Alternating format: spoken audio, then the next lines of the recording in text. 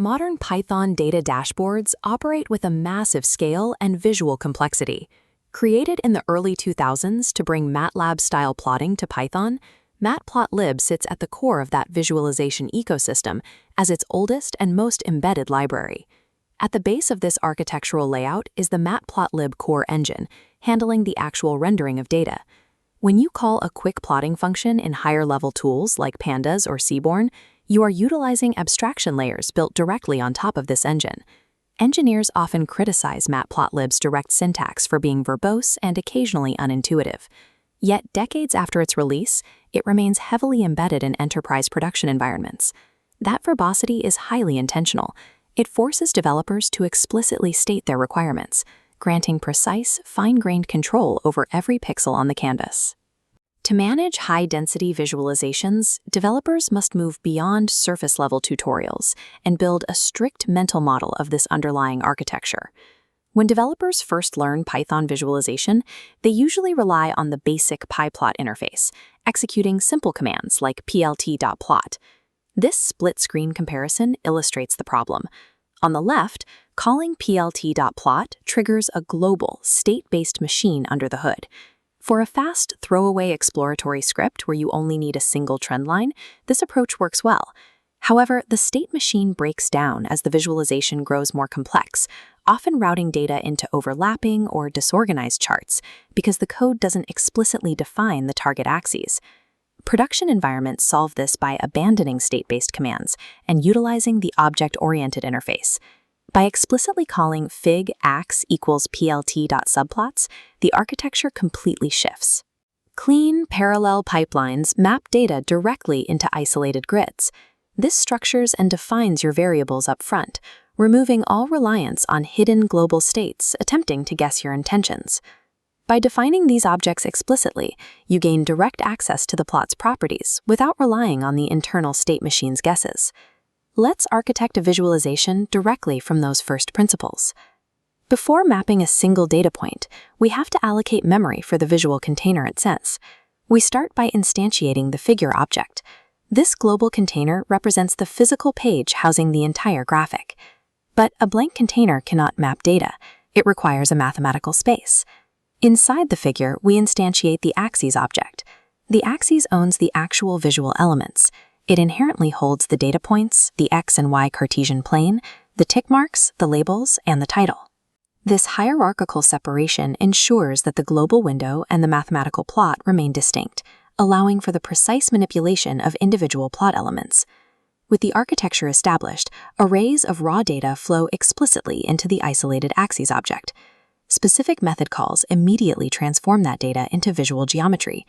Calling .plot snaps the array into a continuous line chart. This traces an ordered sequence, ideal for tracking continuous changes across time series data. For categorical comparisons, calling .bar sorts the data into distinct columns.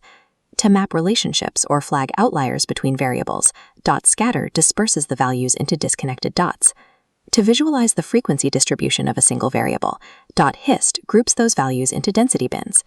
The library also includes a .py method, though data professionals overwhelmingly prefer bar charts to ensure that viewers can accurately compare proportional values.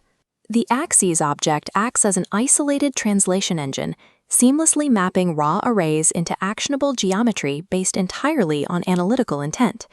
In real-world reporting, an analysis rarely relies on a single metric viewed in isolation.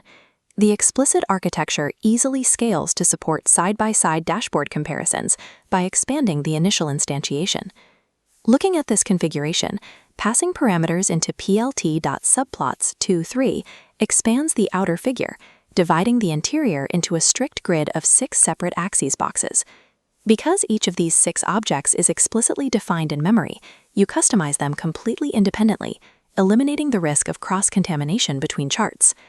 This strict structural isolation also dictates how Matplotlib interacts directly with Pandas DataFrames.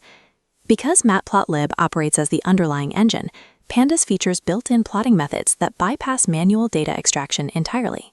Calling .plot on a Pandas series automatically routes the data into the defined geometry, immediately assigning the DataFrames index to the x-axis. Combining Pandas' automated wrappers with Matplotlib's explicit grid architecture is a robust method for scaling exploratory data analysis. An exported chart lacking labels, scales, and context is difficult for an audience to interpret. The explicit object interface directly targets context variables using commands like ax.setTitle, ax.setXLabel, and ax.setYLabel. If your plot space contains multiple distinct data series, executing ax.legend becomes an absolute necessity to distinguish the inputs. Achieving a polished visual aesthetic is required for production, but manually hard-coding individual line weights and marker colors is highly inefficient. Instead, we invoke built-in style themes using plt.style.use. Applying a theme like ggplot globally updates the background, grid lines, and color palettes instantly. The final step in the pipeline is exporting the visualization out of the Python environment. Saving requires targeting the overarching global container, not the individual elements, by calling plt.savecf on the figure object. Passing the DPI, or dots per inch parameter, guarantees a high-resolution output suitable for printed reports and presentations. Programmatic styling and explicit labeling convert raw exploratory code into polished professional engineering outputs. Matplotlib operates as a tiered software structure, where every visual element is bound to a specific object in memory. Consistently choosing the explicit figure and axes approach over state-based scripting guarantees predictability as your codebase grows. Mastering this verbose, fine-grained syntax grants you total ownership over how your data is visually represented. Establishing this architectural knowledge is a mandatory prerequisite for effectively leveraging advanced, high-level abstraction libraries in the upcoming modules.